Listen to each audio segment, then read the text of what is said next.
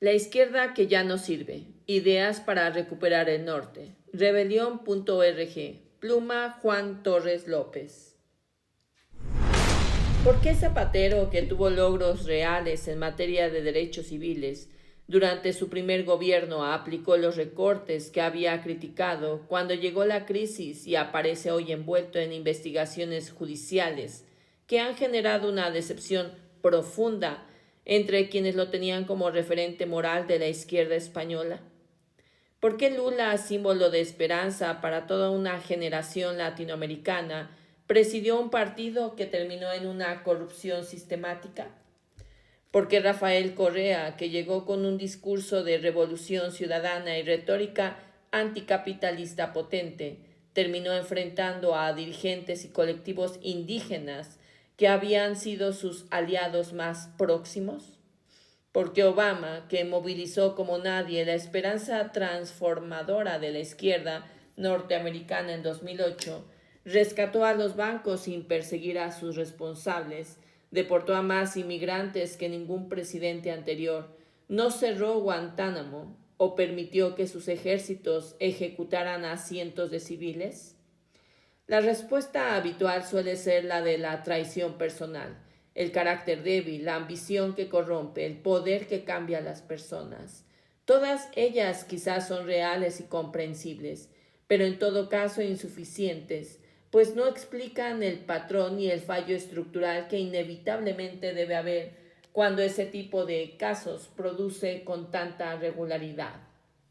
A mi juicio, todos esos casos se pueden producir porque en la inmensa mayoría de los casos, los dirigentes de izquierdas vienen operando en el vacío en las últimas décadas, en el vacío que las propias izquierdas han creado al no construir comunidad, al no tejer redes, al no crear contrapoderes, al no poder poner en marcha experiencias alternativas que muestren el futuro por adelantado, al no construir la sociedad que debería preceder a la conquista del poder institucional, y sobre todo, cuando han provocado o permitido que sus organizaciones, sus partidos, dejen de ser una parte más de esa comunidad para la que se supone que trabajan, cuando las han convertido en estructuras que se reproducen el cesarismo de los conservadores, las han vaciado de democracia interna real y en donde cuando no se desprecia no se cuenta con la militancia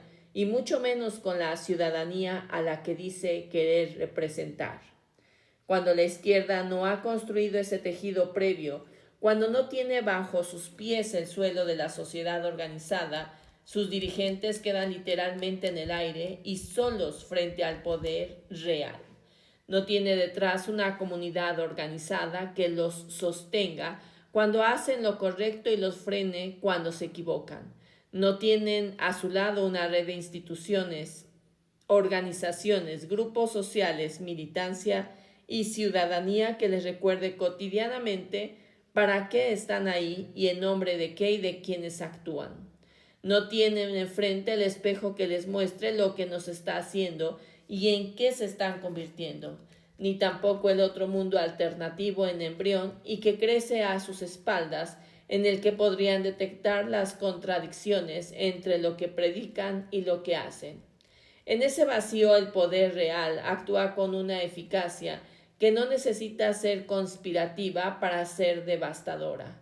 Los mercados financieros, los grandes medios, las corporaciones, los organismos internacionales tienen acceso directo y permanente a los dirigentes.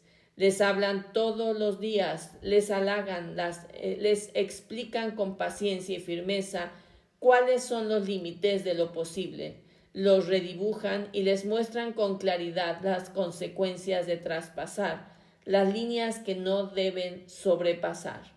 Y como del otro lado no hay nadie con la misma consistencia, la misma presencia permanente y la misma capacidad de presión organizada, el resultado es casi matemáticamente previsible. Los dirigentes de izquierda que nos defraudan no se han corrompido o simplemente desnaturalizado de golpe, ni como resultado de su propia personalidad, ni posiblemente como efecto de una decisión consciente y deliberada, que traicionara sus principios. Han ido cediendo sutilmente milímetro a milímetro, decisión a decisión, cada vez que el coste inmediato de resistir parece mayor que el coste diferido de ceder. Ceden porque la presión del poder real en el presente es más potente que la presión de la comunidad, que les encargó transformar ese poder. Bien, porque esa comunidad no exista, o porque no tiene voz cuando su grito es necesario. Sin una comunidad organizada que denuncie y combata en tiempo real lo que está ocurriendo, que ponga precio a cada sesión, que exija rendición de cuentas antes de que el daño sea irreversible, las sesiones se acumulan silenciosamente hasta que un día el dirigente que prometía transformar el mundo está defendiendo posiciones que hace 10 años le habrían parecido indefendibles. Cuando existe una comunidad organizada con valores compartidos y experiencias concretas de otro modo de hacer las cosas, esa comunidad funciona como un sistema inmunitario frente a los virus que pueden difundir dirigentes corruptos o los errores de los honestos. Reconoce las desviaciones porque tienen un referente claro de lo que no es desviación. Pueden nombrar lo que está mal porque tienen palabras para nombrar lo que debería estar bien. Puede presionar porque tiene una base autónoma desde la que hacerlo, que no depende del acceso a las instituciones ni de la benevolencia de los dirigentes. Pero cuando esa comunidad no existe, el control desaparece. Los liderazgos se personalizan porque no hay nada que los limite y los comportamientos inadecuados no encuentran resistencia porque no hay una cultura compartida suficiente, viva como para reconocerlos como inadecuados. Esta es la razón profunda por la que el cesarismo, la concentración del poder en el líder, la falta de democracia interna real, el desprecio a la militancia que caracteriza a tantos partidos de izquierda no son vicios morales individuales, sino consecuencias estructurales de haber construido organizaciones sin sociedad. Un motor que ya no va y otros que existen y funcionan mejor.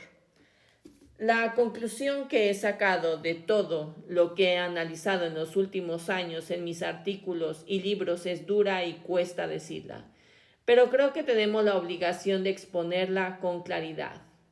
Las izquierdas que hoy conocemos, las que actúan en los gobiernos, en los parlamentos, incluso la mayoría de los partidos políticos que se reclaman progresistas, desde los más nuevos hasta algunos con casi 150 años de historia, han cumplido ya su papel histórico.